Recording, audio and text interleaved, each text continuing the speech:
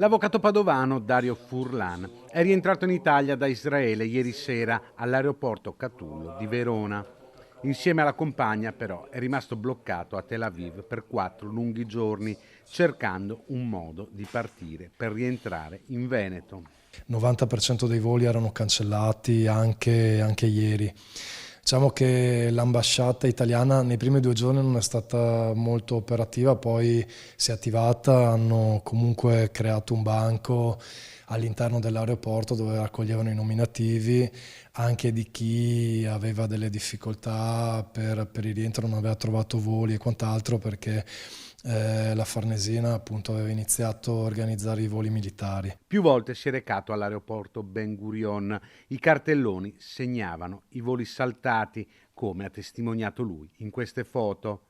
Anche solo raggiungerlo era però un'impresa. La situazione a Tel Aviv era surreale, per certi versi ricordava la desolazione del lockdown del 2020, ci dice l'avvocato Furlan. L'atmosfera è abbastanza surreale, nel senso che per quanto gli israeliani siano abituati a un certo tipo di tensione, per quanto una buona fetta della popolazione siano riservisti e quindi appena scattano degli allarmi corrano sì, a difendere il loro paese.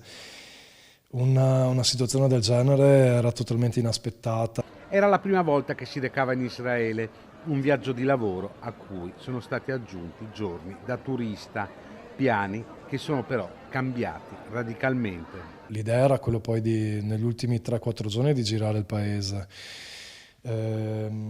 Fortunatamente il rientro a Tel Aviv è stata la cosa più importante perché avevamo pianificato sia di andare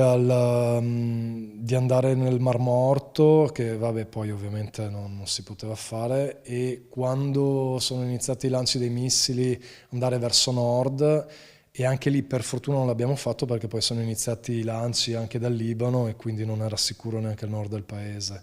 Diciamo che il centro di Tel Aviv e il litorale erano le zone meglio presidiate e quindi sì, è andata bene così.